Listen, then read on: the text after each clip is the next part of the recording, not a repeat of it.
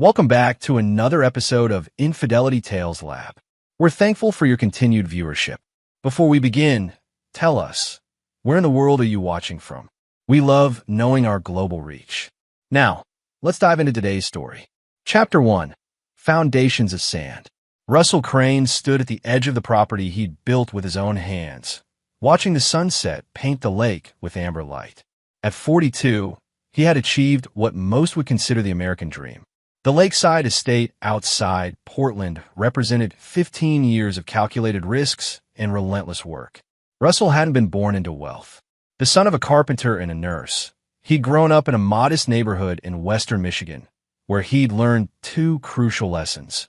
Nothing comes without sacrifice, and trust must be earned through blood and sweat. He put himself through college working construction, built a small contracting business, then methodically expanded into real estate development. Now he owned Crane Properties, a boutique firm specializing in luxury waterfront developments. His phone rang. It was Howard Blackwell, his attorney, and the closest thing Russell had to a friend. "The Harborview project just got final approval," Howard said. "You're going to make a fortune." "Good. I'll be in tomorrow to review the contracts," Russell replied. As he ended the call, he heard the crunch of tires on gravel. Valerie was home. His wife of 16 years had become increasingly distant over the past year, but Russell had attributed it to the stresses of her interior design business and their son's teenage rebellion. Tyler, now 15, had transformed from a respectful, athletic boy into a sullen stranger who seemed to resent everything Russell represented. Russell watched as Valerie stepped out of her BMW, her wheat blonde hair caught in the breeze. Even after all these years, she was striking, tall and elegant with a dancer's posture. He'd met her when she was designing the model home for his first major development. She'd been 24, ambitious, with an eye for luxury that matched his own vision. Russell had pursued her with the same methodical determination he applied to business deals. "You're home early," Valerie commented, surprise evident in her voice as she approached. The Harborview approvals came through. He studied her face, noting how she avoided his gaze. "Thought we might celebrate tonight." "Oh." She adjusted the strap of her purse. "I actually made plans with Diane. Design consultation for her summer home." Russell nodded, watching her carefully. "How about tomorrow night? I can make reservations at Raven and Rose." "Sure." She smiled, but it didn't reach her eyes. "That sounds nice." As they walked toward the house, Russell noticed her phone light up with a text. She quickly turned it over. Inside, Tyler sat at the kitchen island, earbuds in, focused on his laptop. "Hey, son," Russell said. Tyler barely grunted in acknowledgement. Russell had tried everything to connect with his son over the past year. Fishing trips, tickets to Trail Blazers games, even offering to teach him about real estate. Tyler had rejected every overture, preferring the company of his mother and his new friends, particularly Colton Mercer, the son of Dean Mercer, Valerie's business partner. That evening, Russell sat alone in his study, ostensibly reviewing project documents but actually examining the growing distance in his family. Something wasn't right. The foundation he'd built his life upon was shifting under his feet. Russell Crane didn't achieve success by ignoring warning signs. He opened his desk drawer and removed a small notebook where he'd been documenting patterns: Valerie's late nights, unexplained expenses, hushed phone calls. It was time to verify his suspicions. Russell didn't believe in blind trust, not even with family. Especially not with family. Chapter 2. Veils Lifted. Russell didn't consider himself a suspicious man by nature, merely pragmatic. When something wasn't adding up, he investigated. This methodical approach had saved him from numerous bad business deals. Now, he applied the same technique to his marriage. Early Monday morning, he contacted Lawrence Schultz, a private investigator he'd previously hired for business background checks. Russell laid out his concerns clinically, without emotion. "I need surveillance on my wife. Complete digital and physical monitoring. I want to know everywhere she goes, everyone she speaks with. Particular attention to Dean Mercer." "Your wife's business partner?" Lawrence asked, gray eyebrows raised slightly. "That's right. They opened that design studio 3 years ago." Russell's jaw tightened. "I've noticed certain inconsistencies. I want proof, one way or another." While waiting for Lawrence's findings, Russell maintained his normal routine. He attended meetings, closed deals, and continued his solitary evening workouts in the home gym. Valerie was increasingly absent, citing client consultations and industry events. For days later, Lawrence called. "We need to meet. Not your office. Not your home." They convened at a secluded table in a private club downtown where Russell held membership. Lawrence placed a manila envelope on the table. "It's what you suspected," he said quietly. "Your wife and Mercer have been involved for at least 8 months, based on the evidence we found." Russell didn't flinch as Lawrence outlined the details. Hotel meetings disguised as client consultations, intimate dinners in neighboring towns, explicit text messages. The digital trail was comprehensive. Russell had expected this, but something else caught his attention. "There's more," Lawrence continued, hesitation evident in his voice. "They've been diverting funds from your joint accounts. Small amounts, but it adds up. They've opened a separate account under a shell company. And they've been talking to Tyler." Russell's eyes narrowed. "My son." Lawrence nodded gravely. "Phone records show frequent calls between Tyler and both Valerie and Mercer. We intercepted several messages. They've been turning him against you, Russell." Methodically, Russell opened the envelope and examined the photographs, bank statements, and transcripts of conversations. One message from Valerie to Dean stood out. "Once her is out of the picture, everything falls into place. T is on board now." After Lawrence departed, Russell remained at the table, sipping bourbon as he processed this information. The betrayal was more calculated than he'd imagined. Not just an affair, but a conspiracy involving his own son. They'd been systematically dismantling everything he'd built. That night, Russell returned home later than usual. Tyler was in his room, and Valerie was reading in bed. She barely looked up when he entered. "How was your day?" he asked casually. "Fine. Just the usual client meetings." She turned a page at her book. "And Dean, how's the business partnership going?" If she noticed the slight emphasis on partnership, she didn't show it. "Good. We're bidding on the Lakewood Heights project." Russell nodded, changing into his night clothes. I was thinking we should take a family vacation. The 3 of us. Maybe to that island resort in the Bahamas you always wanted to visit." Valerie finally looked at him, surprise evident in her expression. "Really? You've always been too busy for extended vacations." "I think it's time to prioritize family," he replied, watching her face carefully. "Life's too short for regrets." She smiled, a genuine smile for once. "I'd like that. I'll talk to Tyler tomorrow." Russell smiled back, already calculating his next move. The chess pieces were in position. Now he needed to understand the full scope of their betrayal before executing his response. Chapter 3: The Reckoning. For 2 weeks, Russell maintained a facade of normalcy while methodically gathering evidence and formulating his strategy. The family vacation idea had worked perfectly. Valerie and Dean were accelerating their plans, believing Russell was oblivious to their betrayal. Lawrence's surveillance team had documented everything. Valerie and Dean meeting with Russell's competitors, discussing proprietary information about Crane Properties' upcoming projects. Tyler accompanying them to view apartments in Seattle, far from Portland and Russell's influence. Substantial transfers from joint accounts to their hidden fund. Most disturbing was a recorded conversation between Dean and Tyler at Dean's lake house. "Once your dad's out of the picture, I'll be there for you and your mom. We'll be a real family, the kind you deserve." Russell's son had replied, "I know. Mom says he never really loved us anyway. Just saw us as possessions." Each revelation should have wounded Russell, but instead, they reinforced his resolve. He'd grown up with nothing, fought for everything he had. He wouldn't allow their betrayal to destroy what he'd built. On a Friday evening, Russell informed Valerie he'd be working late.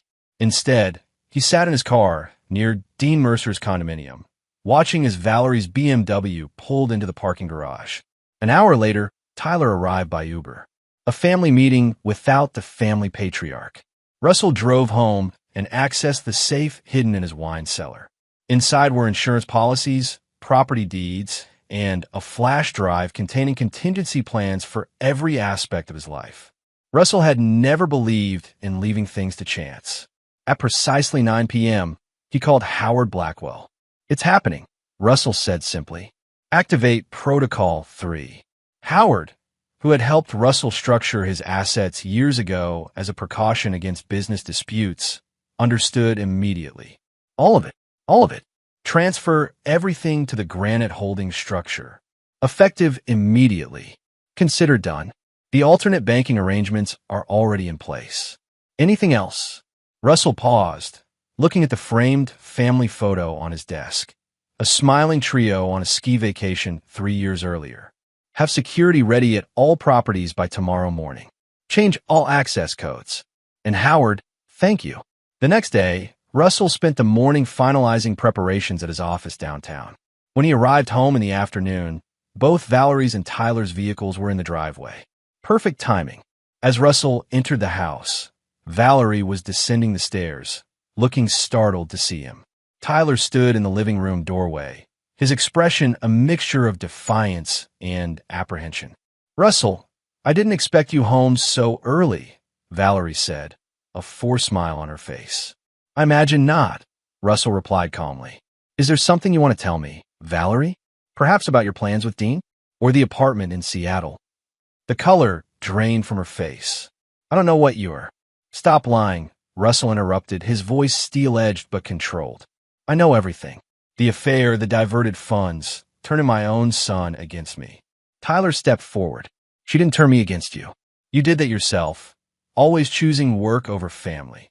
Russell regarded his son coldly. Is that what they told you? That I never cared? While they planned to steal what I've spent my life building. Valerie's demeanor suddenly changed. Her shoulders straightened and her eyes hardened. It doesn't matter now. We're done pretending. Russell. She walked to the door and opened it. Standing outside was Dean Mercer, who entered with the confidence of a man who believed he'd already won. Russell, Dean acknowledged with a nod. This isn't how we wanted things to go. My wife stopped me at the door. Her face was cold as she said, I don't have a husband. You're not the father of your kid. Please leave. Russell recited the words without emotion. Behind her, my son stood smiling, already wearing the keys to my room on his keychain. Valerie's eyes widened with shock at his specific knowledge of their conversation from the previous night. I didn't argue, Russell continued. I just smiled, pulled out my phone, and called the bank.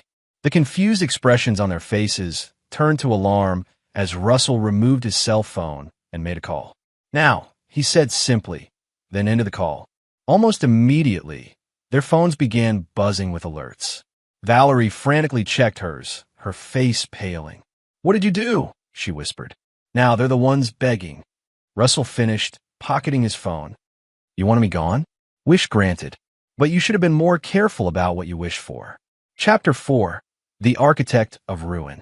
The morning after the confrontation, Russell sat in Howard Blackwell's office, calmly sipping coffee as his attorney updated him on the implementation of Protocol 3.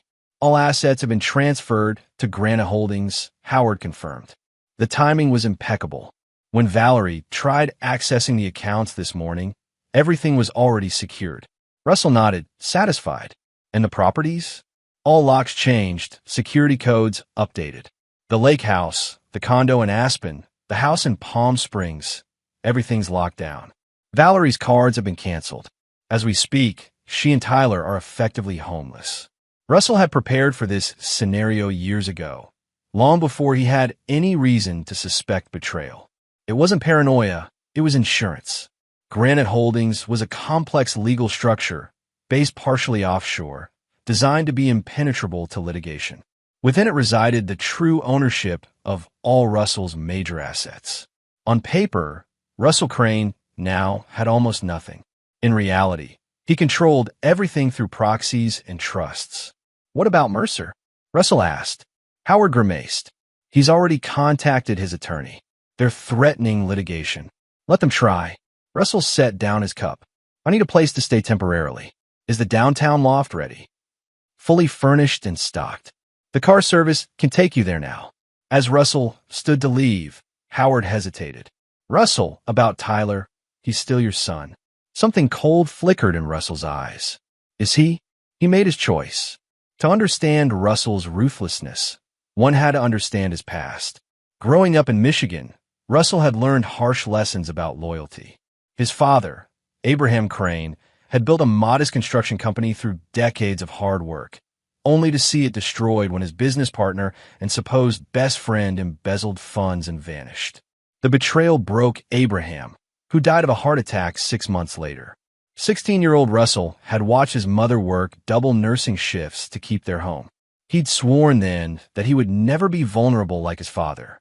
He would never trust blindly, and he would never forgive betrayal. These formative experiences hardened Russell's approach to business and relationships. Every agreement included contingencies for worst-case scenarios. Every partnership was structured to protect his interests absolutely. Even his marriage had been governed by an ironclad prenuptial agreement that Valerie, young and in love, had signed without careful scrutiny. Now, as Russell settled into the sleek downtown loft that served as his contingency residence, he reviewed what he knew about his adversaries. Dean Mercer had his own history. The son of a wealthy family, he'd coasted through life on charm and connections.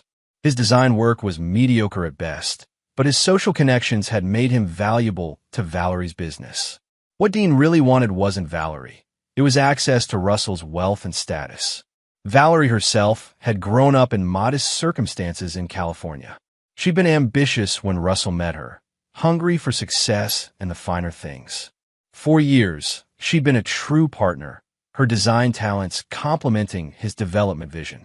But somewhere along the way, she'd grown resentful of Russell's drive and the sacrifices it required. And Tyler, Russell's jaw tightened thinking about his son. The boy had been corrupted by Valerie's resentment and Dean's false promises. Fed lies about his father while being groomed to help steal his legacy. That evening, Russell received the expected call from Valerie. "What have you done?" Her voice trembled with rage. "The cards don't work. The accounts are empty. We tried going to the Aspen house, and the codes have been changed. Did you really think I wouldn't protect myself?" Russell replied calmly. "Everything you're experiencing now is the direct result of your choices, Valerie. You can't do this. Half of everything is legally mine." "Is it?" "Check the prenuptial agreement you signed. Section 12, paragraph 4. In case of infidelity, you forfeit all claims. The joint accounts contain my business earnings that you were merely authorized to access. As for the properties, they're owned by entities you have no legal claim to." "We'll fight this," she hissed. "Dean's already talking to lawyers. By all means, waste what little money you have left on legal fees.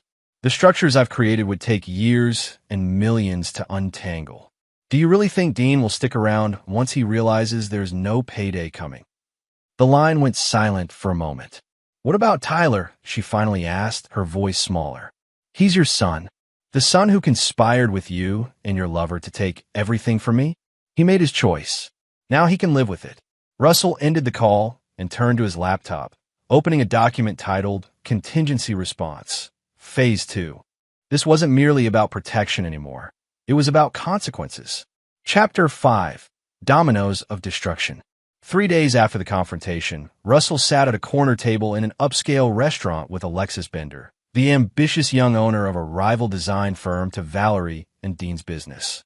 "I'm confused, Russell," Alexis said, studying him over her wine glass.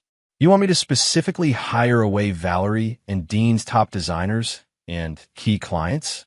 Isn't Valerie your wife?" Russell's expression remained impassive. "My soon-to-be ex-wife. This is strictly business, Alexis. Their firm is vulnerable. I'm offering financial backing for you to expand rapidly and absorb their market share. And in return, 20% silent partnership and first right of refusal on design work for all Crane Properties developments." Alexis smiled slowly. "You're not just trying to grow my business. You're systematically destroying theirs." Russell didn't deny it. "Do we have a deal?" Within 2 weeks, Valerie and Dean's design studio was hemorrhaging both talent and clients. Their 3 senior designers resigned simultaneously, taking major clients with them to Alexis Bender's rapidly expanding firm. Their landlord suddenly terminated their lease due to a previously unenforced clause, the building having been recently acquired by a subsidiary of Granite Holdings.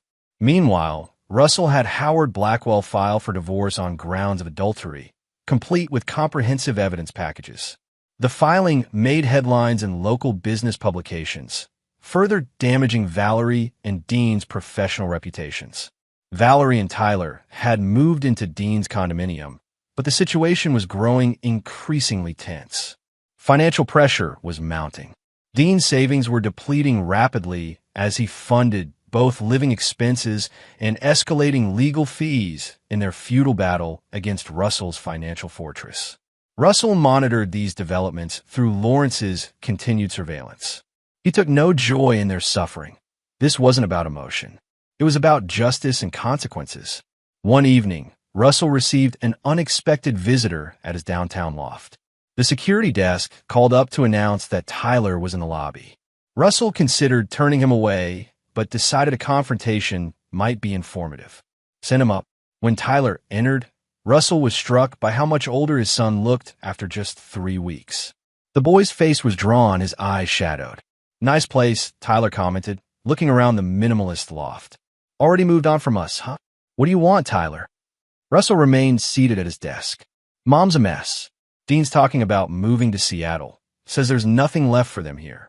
Tyler paced nervously. This has gone far enough, don't you think? Russell studied his son carefully. Far enough? You conspired with them. You were ready to take everything I built and walk away without a second thought. That's not how it was. Tyler protested. Dean said you'd be fine, that you had plenty of money hidden away. So theft is acceptable as long as the victim can afford the loss. Russell's voice remained level. Tell me something, Tyler. Those conversations where you said, I never loved you, that I only saw you as a possession. Did you actually believe that? Tyler looked away. Mom said, your mother lied. Everything I built was meant for you someday. I worked 16-hour days so you'd have opportunities one never had. I missed games and school events not because I didn't care, but because I was securing your future. For a moment, Russell saw doubt flicker across his son's face. It doesn't matter now, Tyler finally said. We need help. Real help. Mom's talking about moving in with her sister in California. We can't keep living with Dean. They're fighting all the time about money. And so the real reason for your visit emerges, Russell said coldly. You're not here to reconnect. You're here because the people who convinced you to betray me are now failing to provide what they promised. Dad, please. You made your choice, Tyler. Now you get to experience the consequences of blind trust. It's actually a valuable lesson, one I had to learn myself at about your age. Tyler's face hardened. You're a heartless bastard. No wonder Mom wanted out. As his son turned to leave, Russell called after him. When Dean abandons you both, and he will, remember who taught you that family means nothing when it becomes inconvenient. After Tyler left, Russell didn't immediately return to work. Instead, he stood at the window, looking out at the city lights, feeling a hollow ache in his chest. This wasn't how he'd imagined his family story would unfold. But weakness now would only validate their betrayal.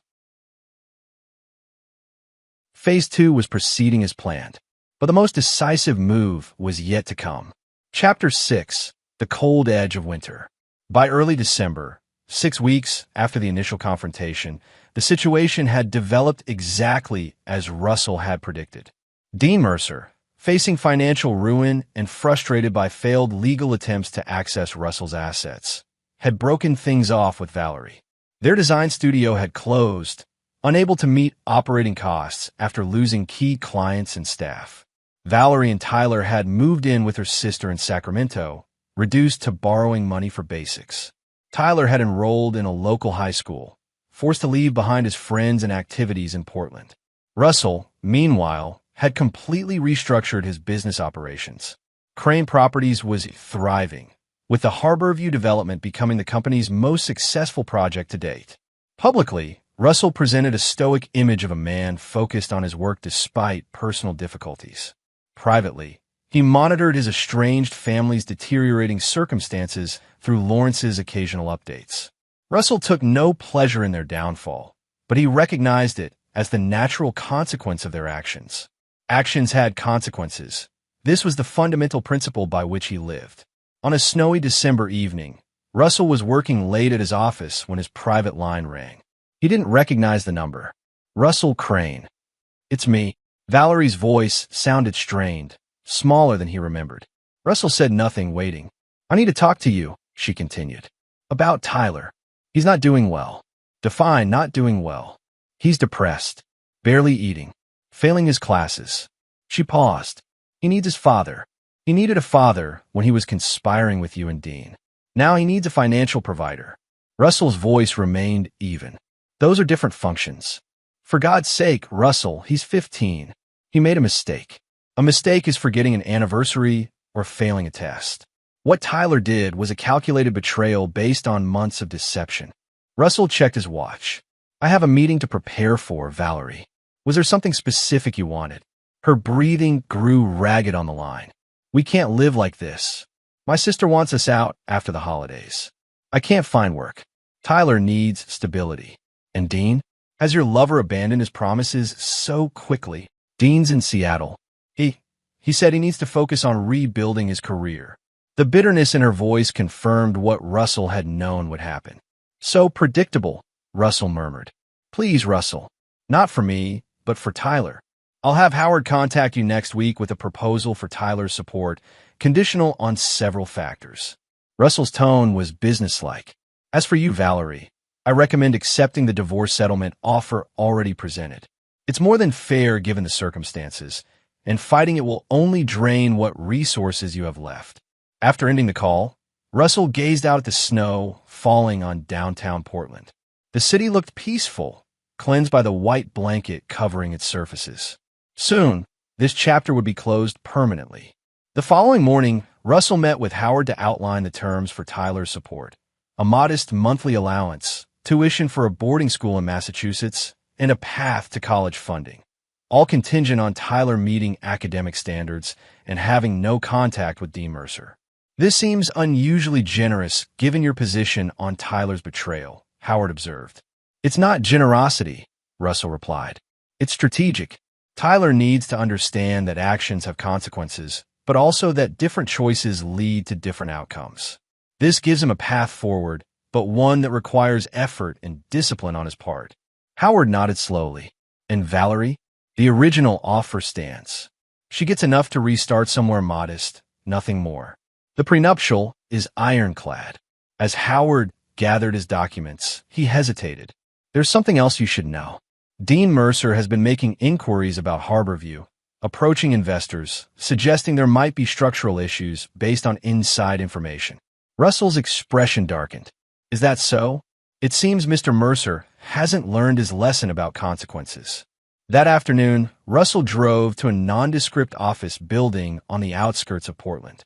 Lorenzo Maddox, a former military intelligence officer who occasionally handled sensitive problems for Russell, was waiting in a sparse conference room.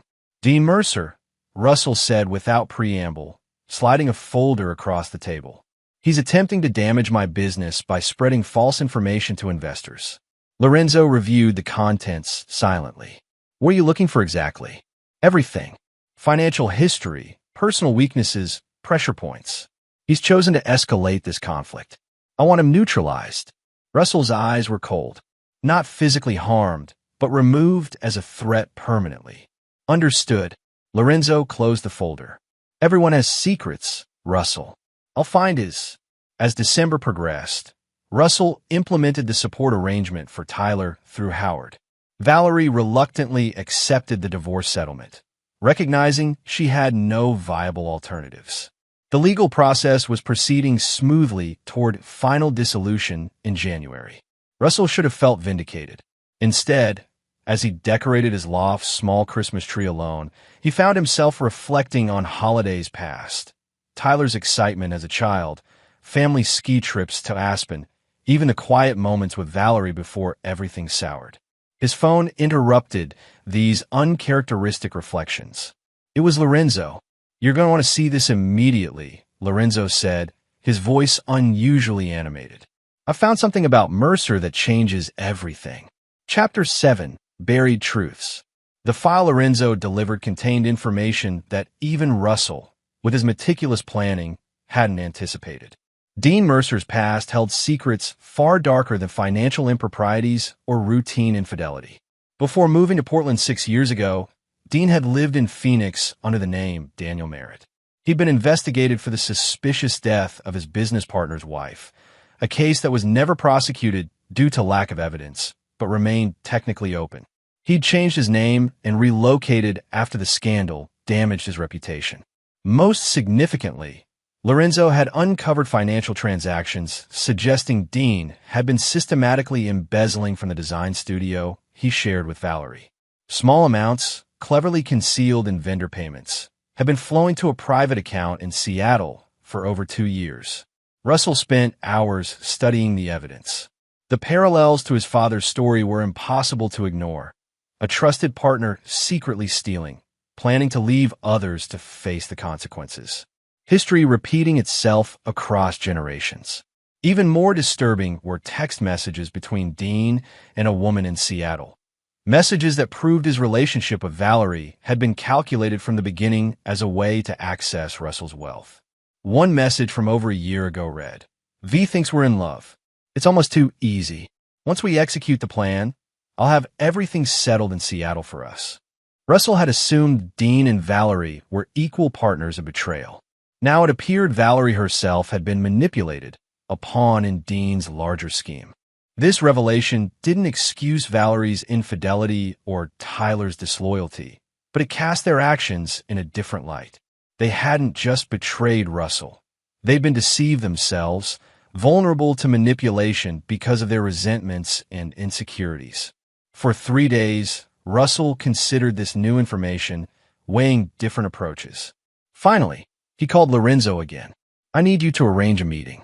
Neutral location. The upcoming weekend." "With Mercer?" Lorenzo asked. "No, with Valerie. Just Valerie. Don't tell her anything about what we've discovered." The meeting was arranged at a hotel restaurant in Eugene, halfway between Portland and Sacramento. When Valerie arrived, Russell was already seated at a corner table. She looked thinner, her designer clothes replaced by simpler attire, her confident posture diminished. "Thank you for coming," Russell said as she sat down. "Your message said it was important," she replied, her voice guarded. "Something about Tyler's arrangements." Russell studied her for a moment, then slid a folder across the table. "Before we discuss Tyler, you should review this. Take your time." Valerie opened the folder hesitantly. As she read, her expression transformed from confusion to disbelief to devastation. Color drained from her face. "This can't be real," she whispered, looking up at Russell with wide eyes. "Dean wouldn't." "Every document is authenticated. Every transaction verified." Russell's voice was dispassionate. "He played you, Valerie. He played us both." Tears formed in her eyes as she continued reading. When she reached the messages to the woman in Seattle, her hands began to shake. "He said he loved me, that we were building a future together." Her voice broke. "He convinced me that you never really cared about us, that you only saw us as possessions.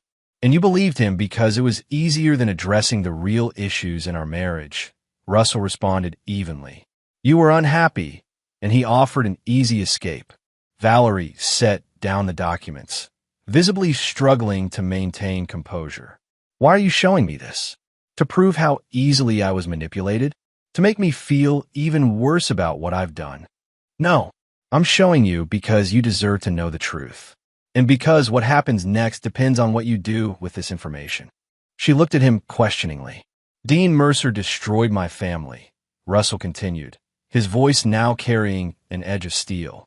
"He manipulated my wife, poisoned my son against me, and tried to steal what I spent my life building. Now he's in Seattle, attempting to damage my business reputation while planning his next scheme." "What are you going to do?" Valerie asked quietly. "I'm going to ensure he never harms another family." Russell leaned forward. "The question is, are you going to help me?" Valerie stared at him, conflict evident in her expression. "Why would you want my help after what I did?" "Because you're the only person who can get close enough to him without raising suspicion. Because you have as much reason to want justice as I do. And because helping me is the only way you'll ever rebuild any kind of relationship with Tyler. You're using our son as leverage? I'm offering you a path to redemption, Valerie. For both of you."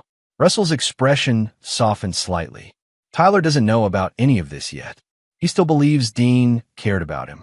Finding out the truth from someone who loves him will be difficult enough. Valerie was silent for a long moment, staring at the damning evidence before her. Finally, she looked up, something hardening in her gaze. "What do you need me to do?" Russell outlined his plan, methodical, comprehensive, and designed to ensure Dean Mercer would face the consequences of his actions without any risk to those implementing justice. Valerie listened carefully, occasionally asking clarifying questions. When Russell finished, Valerie took a deep breath. "I'll do it.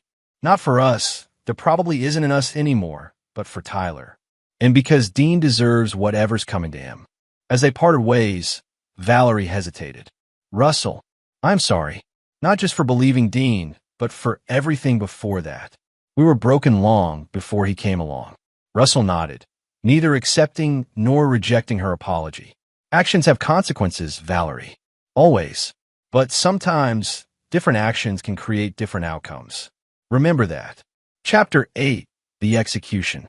January brought bitter cold to Seattle, where Dean Mercer was establishing his new life. He'd leased an expensive downtown condo and was courting potential clients, trading on his Portland reputation while carefully avoiding mention of his business's collapse. Dean had no idea he was already under comprehensive surveillance. Lorenzo's team monitored his every move, building a detailed profile of his daily patterns, professional contacts, and digital activities. Russell, reviewing the reports from Portland, waited for the optimal moment to implement the next phase. That moment came when Valerie contacted Dean in mid-January, her voice tearful over the phone. "I can't do this anymore, Dean. Russell's lawyers are crushing me. The settlement barely covers rent for a studio apartment. Tyler's miserable at that boarding school." She paused, allowing desperation to color her tone. "I need your help. Please." Dean hesitated, clearly reluctant to re-entangle himself with Valerie's problems. "Val, I'm just getting established here. I don't have resources to—" "I'm not asking for money," she interrupted.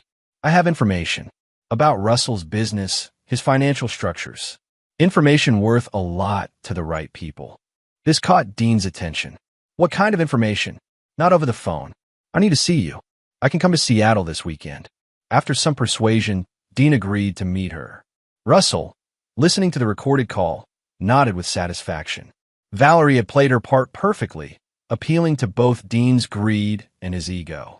That weekend, Valerie arrived in Seattle, checked into the hotel Russell had arranged, and met Dean for dinner. She was wearing a wire, with Lorenzo's team monitoring from a nearby van. "You look good," Dean said, evaluating her across the table. His initial reluctance had given way to calculated charm. "Appearances can be deceiving," Valerie replied with a bitter smile. "I'm barely holding it together." Throughout dinner, she carefully built a narrative about Russell's supposedly vulnerable financial position, hinting at information she discovered while going through documents before leaving Portland. "He has a backup structure, Grana Holdings. That's where everything valuable is hidden." She leaned closer, including electronic records of every development project for the past 10 years. Plans, permits, material specifications, everything. Dean's eyes gleamed with interest. "And you have access to these records?" "I have the access credentials. Russell never changed them. He doesn't know I found them." She lowered her voice. "There are problems with Harborview, Dean. Serious structural issues they've covered up. The kind of information that could be worth millions to the right parties." "Why are you telling me this?" Dean asked, suspicion finally surfacing. "You could take this to Russell's competitors yourself." Valerie's expression hardened convincingly. "Because I don't just want money. I want Russell to suffer like I'm suffering. You know his connections. You know who would pay most for this information. I can get the files, but I need your help to monetize them." By the end of dinner, Dean was fully engaged, already planning how to approach potential buyers for the non-existent information. They agreed to meet the following afternoon at Dean's condo to review the files Valerie claimed to have downloaded. As she left the restaurant, Valerie spoke quietly into her concealed microphone. "He's in. Tomorrow at 2 p.m. Russell received the confirmation in Portland and made one final call to Lorenzo. "Proceed as planned. Everything needs to be in place by noon tomorrow." The next day, Valerie arrived at Dean's luxury condo building carrying a laptop bag. Lorenzo's team had already positioned themselves throughout the building, including a maintenance worker on Dean's floor. Dean welcomed Valerie with a kiss on the cheek, his earlier reluctance completely gone now that he sensed profit. "I've been thinking about potential buyers. I have contacts at Thompson Development who would pay generously for verified structural issues with Harborview." "Let's look at the files first," Valerie suggested, removing a laptop from her bag. "The evidence needs to be rock solid." As Dean leaned over her shoulder, eager to see the damaging information, Valerie opened a folder containing construction photos. While he was distracted, she pressed a specific key combination, activating a program Russell's IT specialist had installed. "What am I looking at here?" Dean asked, squinting at images of foundation work. "Evidence," Valerie replied, standing suddenly.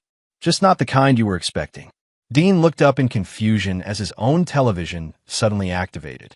On the screen appeared images of Dean meeting with various people in Seattle, followed by recordings of phone conversations, including calls to associates in Phoenix discussing his former identity as Daniel Merritt. "What the hell is this?" Dean demanded, face paling. "This is justice, Dean. Or should I say Daniel?" Valerie's voice was steel-edged. "We know everything. Your history in Phoenix. The embezzlement from our design studio. Your real girlfriend in Seattle." Dean lunged for the laptop, but Valerie stepped back quickly. "Don't bother. It's already done. Everything has been transmitted to multiple destinations." The television continued displaying evidence. Financial records showing Dean's systematic theft from the design studio, his communications with his Seattle girlfriend discussing how he was using Valerie, and finally, records from the Phoenix investigation into his business partner's wife's death. "You crazy bitch," Dean snarled, advancing toward Valerie threateningly. "You think Russell put you up to this? After everything?" Before he could reach her, the door opened, and Lorenzo entered with another man, a Seattle police detective. "Dean Mercer," the detective asked. "We have some questions about financial improprieties related to Winterstone Design Studio in Portland. We also have colleagues in Phoenix who are very interested in speaking with you regarding the reopened investigation into Patricia Lennox's death." As Dean was escorted from the condominium, Lorenzo ensured Valerie was safely on her way to the airport. The plan had executed flawlessly. By evening, Dean Mercer was in custody, facing charges in 2 states and the complete destruction of his carefully constructed false identity. Russell, receiving confirmation of the operation's success, allowed himself a brief moment of satisfaction. Dean had attempted to destroy Russell's family and business using manipulation and lies. Now he would face the consequences of his own buried truths. True justice wasn't about revenge. It was about ensuring natural consequences for one's actions. Dean had sown deception and betrayal. Now he would reap their harvest. Chapter 9. Frost and Thaw. 3 months after Dean Mercer's arrest, Russell stood on the observation deck of Portland's Pittock Mansion, gazing at the city spread below him. Early spring sunshine illuminated Mount Hood in the distance, its snow-capped peak brilliant against the blue sky. Dean remained in custody, denied bail due to flight risk. The reopened investigation in Phoenix had uncovered new evidence in the death of Patricia Lennox, and prosecutors were confident in securing a conviction. His financial crimes in Portland had been fully documented, ensuring he would face justice in multiple jurisdictions. The divorce between Russell and Valerie had been finalized 6 weeks earlier. The terms remained as Russell had originally offered, enough for Valerie to start over modestly, but nothing approaching the luxury she had once enjoyed. She had accepted without protest, acknowledging it was more than fair given the circumstances. Russell's phone vibrated with a text message. "We're here." He turned to see Valerie's car, pulling into the parking area below. She emerged first, followed by Tyler, home from boarding school for spring break. This meeting had been Russell's idea. Neutral ground, a casual lunch to discuss Tyler's future. It wasn't forgiveness precisely. Russell Crane still believed absolutely in consequences. But he also recognized that both Valerie and Tyler had been victims of manipulation, even if their own weaknesses had made them vulnerable to it. As they approached, Russell noted the changes in his son. Tyler stood straighter, his expression less sullen than defiant. The expensive Massachusetts boarding school was known for its discipline and academic rigor. According to reports Russell received, Tyler was performing adequately, though not exceptionally. Russell, Valerie acknowledged with a nod. She looked different, her hair shorter, her clothing simpler. She had found work at a small design firm in Sacramento, starting over at a junior level. "Dad," Tyler said, his voice caught between reluctance and something else, perhaps regret. "Thank you both for coming," Russell replied. "Shall we have lunch? The view from the restaurant here is exceptional."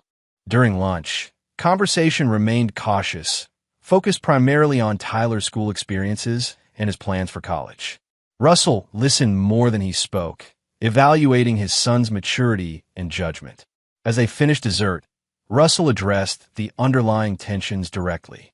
"I didn't arrange this meeting to dwell on the past, but we can't move forward without acknowledging it." Tyler looked down at his plate, while Valerie met Russell's gaze steadily. "What happened was a failure on multiple levels," Russell continued. "Dean Mercer was the architect of much of the deception, but he exploited real problems that already existed between us. I should have seen through him," Valerie said quietly. "I wanted to believe someone could love me the way he pretended to." Tyler looked up, his expression pained. "He told me you didn't care about us, that you only cared about your business. I believed him because it felt true. You were always working, always focused on the next project." Russell nodded, accepting this perspective without defensiveness. "I built everything I did with you in mind, Tyler. The legacy was always meant for you. But I failed to make that clear, to balance the present and the future." He turned to Valerie. "And I failed to see how unhappy you'd become. That doesn't excuse your choices, but I recognize my part in creating the conditions Dean exploited." "What happens now?" Tyler asked directly. "That depends on what you both want," Russell replied. "I'm not offering reconciliation in the traditional sense. Too much has happened for that. But I'm offering a path forward." He outlined his proposal. Tyler would complete his education at the boarding school, then attend college with Russell's full financial support. Upon graduation, if Tyler demonstrated responsibility and business acumen, there would be a place for him at Crane Properties. For Valerie, Russell offered professional connections in Sacramento to help rebuild her design career and a commitment to civil co-parenting of Tyler. "This isn't forgiveness," Russell clarified, his eyes hard. "I don't forget betrayal, and I don't pretend it didn't happen. But I recognize degrees of culpability, and I believe in proportional consequences." Tyler looked at his father with new understanding. "You're still punishing us, just less severely than Dean." Russell's expression remained steady. "I'm offering consequences appropriate to actions and circumstances. Dean plotted meticulously to destroy lives for personal gain. Your actions, while damaging, were born partly from manipulation and partly from genuine grievances." "And if we reject your terms?" Valerie asked. "Then we maintain the current arrangements. The choice is yours." Russell's tone made clear this wasn't a negotiation. After lunch, as they walked through the mansion's gardens, Tyler fell into step beside his father, slightly apart from Valerie. "I'm sorry," he said suddenly, voice low. "Not just for believing Dean, but for betraying you. For being weak." Russell studied his son's profile, so similar to his own at that age. Weakness isn't permanent unless you allow it to be. The measure of a person isn't in never falling, but in how they rise afterward. "Is that what you're doing now? Rising after falling?" "No," Russell corrected. "I didn't fall. I was attacked, and I defended what's mine. There's a difference." Tyler nodded slowly. "Will you ever truly trust me again?" Russell didn't soften the truth. Trust is earned, not given. Every action builds or damages it. You've damaged yours significantly. Rebuilding it will take years of consistent choices. "But it's possible." "It's possible," Russell confirmed. "Though it will never be blind trust. That's a luxury I don't grant anyone." As they prepared to part ways, Valerie approached Russell while Tyler waited by the car. "You could have destroyed us completely," she said. "Why didn't you?" Russell looked past her to Tyler, then back to her face. "Because total destruction wasn't proportional to your actions. I believe in justice, Valerie, not vengeance. Is that what you call what happened to Dean? Justice. Absolutely. Everything that's happening to him is the direct result of his own actions finally catching up to him. Russell's expression was implacable. Just as everything happening to you and Tyler now is the consequence of yours. Valerie studied him for a moment. You really don't forgive, do you? Not completely. No. Russell acknowledged without apology. But I can move forward without forgiveness if there's sufficient reason to do so. He gestured toward their son. He's that reason. As Valerie and Tyler drove away, Russell returned to the observation deck, watching the panorama of the city he'd helped build. The cold calculation that had guided him through this ordeal had served its purpose. Justice had been served, proportional to each person's actions. Russell Crane would never again trust blindly, never fully forgive betrayal. But he would move forward, rebuilding what could be salvaged, discarding what couldn't. The foundations of his life had been tested and had held firm. Everything else could be reconstructed, stronger than before. A fortress built on the bedrock of hard-earned wisdom. Behind him, Mount Hood gleamed in the spring sunshine, its peaks still covered in winter's frost, even as the world below awakened to new growth. Like the mountain, Russell would maintain his cold, impenetrable core while allowing measured change around it. This was his nature. This was his strength. This was his justice. And there you have it. Another story comes to an end. What did you think? I'd love to hear your thoughts in the comments below. If you enjoy this story, consider joining our community by subscribing. It means the world to us. For more stories like this one, check out the recommended videos on screen. And I'll see you there.